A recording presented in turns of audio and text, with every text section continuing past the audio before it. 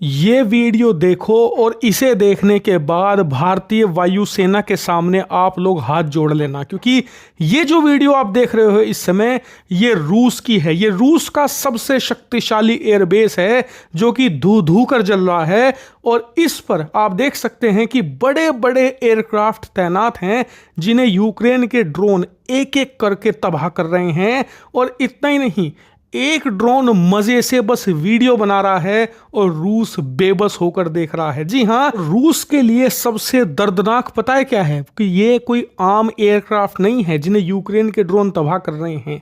ये रूस के सबसे ताकतवर हथियार हैं। जी हाँ, ये रूस के टुपलेव बॉम्बर हैं जो कि Tu-27 सीरीज के बॉम्बर हैं। इनमें से कई तो M सीरीज के भी हैं। और ये कितनी बड़ी बात है, इससे अंदाजा लगाइए कि किसी भी देश की वायुसेना में बॉम्बर उसका सबसे बड़ा और सबसे ताकतवर हथियार होता है। बॉम्बर से ज्यादा ताकतवर वायुसेना में कुछ भी नहीं होता। और इसीलिए ये रूस के लिए दर्दनाक है, क्योंकि उसका एक दो नहीं, रिपोर्ट्स के अनुसार अब तक 40 बॉम्बर तबाह हो चुके हैं। जिन लोगों को इसकी ग्रेविटी का अंदाजा नहीं है, इससे लगाइए कि जो एक लड़ाकू विमान है उसकी कीमत मैक्सिमम 100-110 मिलियन डॉलर से ज़्यादा नहीं होती। दुनिया का सबसे आधुनिक लड़ाकू विमान F-35 110 मिलियन डॉलर में टॉप मॉडल के साथ आता है। एक बॉम्बर की कीमत इसके मुकाबले 250 से 300 मिलियन डॉलर होती है, यानी कि 2 से 3 लड़ाकू विमान के बराबर होता है एक बॉम्बर। रूस के करीबन 40 तुपलेव बॉम्बर नष्ट कर दिए गए हैं। और उससे भी ज़्यादा दर्दनाक तो ये कि इन 40 में से 27 तो उसके सबसे आधुनिक Tu-27 हैं, जो कि उसके लिए सबसे एडवांस वेपन के तौर पर काम कर रहे थे। और इतना ही नहीं, आप चाहे रूस से कितना भी प्यार क्यों ना करते हो, कितना भी पसंद क्यों ना करते हो, लेकिन आज आपको यूक्रेन की तारीफ करनी पड़ जाएगी। उसके पीछे कारण ये है कि ये हमला ऐसा नहीं कि यूक्रेन ने सिर्फ बॉर्डर पर कर दिया या फिर रूस में 100-150 किलोमीटर घुसकर अंदर कर दिया हो। नहीं, ये अटैक हुआ है फिनलैंड की बॉर्डर पर। स्क्रीन पर आप देखिए, करीबन 2500 किलोमीटर दूर यूक्रेन से है ये, और यहां पर अटैक किया गया है, वो भी छोटे छोटे ड्रोन की मदद से। इतना ही नहीं, कुछ रिपोर्ट्स तो ये भी बता रही हैं कि रूस का एक और एयरबेस था जो कि चीन के बॉर्डर के पास पड़ता था, जिसकी दूरी यूक्रेन से करीबन 4300 किलोमीटर थी। वहां पर भी अटैक किए गए हैं। और इसीलिए रूस बेबस है, क्योंकि रूस ने कभी सपनों में भी नहीं सोचा था कि यूक्रेन के ये छोटे छोटे ड्रोन जिनकी रेंज 50, 100, 150 किलोमीटर हैं, ये हजारों किलोमीटर दूर जाकर उस पर अटैक कर देंगे। और देखिए,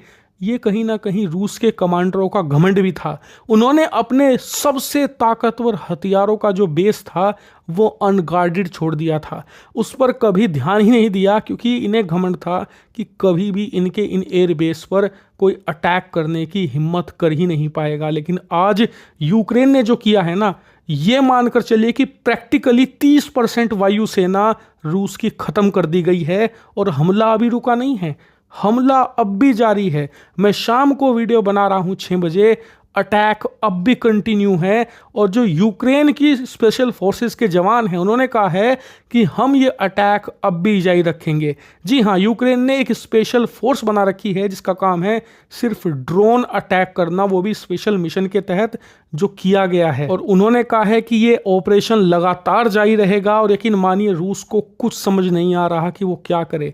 लिटरली 2-2.5 घंटों से अटैक जारी है, अभी तक वो इसके खिलाफ कुछ नहीं कर पाए हैं। इनके सारे एयर डिफेंस सिस्टम, चाहे S-400 हो, S-500 हो या S-300 हो या फिर पैंतसीर हो, सब के सब फेल हो चुके हैं। और ये रूस के डिफेंसेस का एक मास फेलियर है। और इसीलिए मैं कहूंगा कि भारतीय वायुसेना के सामने हाथ जोड़ लो, उनके पैर पकड़ लो, क्योंकि हमारे पास भी S-400 था, हमारे पास भी तमाम ये एयर डिफेंस सिस्टम थे। लेकिन अंतर कहाँ आया? अंतर आया हमारी वायुसेना में, उनके प्रोफेशनलिज्म में और उनकी एकाग्रता में, जिन्होंने बड़ी चालाकी से अपने इन डिफेंस सिस्टम का इस्तेमाल किया हमारी यहाँ पर सुरक्षा करे। क्योंकि ऐसा ही, बल्कि इससे भी बड़ा ड्रोन अटैक पाकिस्तान ने भारत पर कैरी आउट किया था। और उसका नतीजा क्या हुआ? आप सभी जानते हैं कि हमारे एक भी एयरबेस को वो छू तक नहीं पाए। लेकिन रूस का आप हाल देखिए, भारत से ज्यादा S-400 है, बल्कि उससे भी खतरनाक भारत से ज्यादा S-500, S-300 और पता नहीं कितने प्रकार के इंटीग्रेटेड एयर डिफेंस सिस्टम उनके पास है, एयर मैकेनिज्म है, सब के सब ऐसे फेल हुए हैं जिसकी कल्पना नहीं की जा सकती। और देखिए, ये अटैक सिर्फ उन्हें नुकसान इसलिए नहीं पहुंचाएगा कि उनके हथियार नष्ट हो गए, उनकी ताकत कम हो गई, बल्कि इसलिए नुकसान पहुंचाएगा मेंटली, क्योंकि ये अटैक लिटरली मोराल तोड़ कर रख देगा रूसियों का, ना सिर्फ रूसी जनता का बल्कि रूसी सेना का भी। क्योंकि आप अटैक की वीडियो में देखिए, बाकी ड्रोन धड़ाधड़ अटैक कर रहे हैं, एयरक्राफ्ट तबाह कर रहे हैं, और कुछ ड्रोन ऐसे हैं जो सिर्फ मजे से वीडियो बना रहे हैं। लग ऐसा रहा है किसी की फिल्म की शूटिंग है, कई जगह तो ऐसा लग रहा है कि कोई वेडिंग है जहां पर पटाखे छुटाए जा रहे हैं और ड्रोन मजे से रिकॉर्ड बना रहे हैं किसी की शादी का। और जो रूस के सैनिक हैं जमीन पर बेबस हैं, कुछ भी तो नहीं कर पा रहे, क्योंकि वो इतने सरप्राइज हो गए हैं, उन्हें समझ नहीं आ रहा कि करे तो करे क्या। यकीन मानिए आप, ये अटैक जिस तरीके से कैरी आउट किया गया है ना, रूस को इससे उबरने में दशकों लग जाएंगे, क्योंकि एक बमवर्षक विमान को बनाने में 2 से 2.5 साल का वक्त लगता है।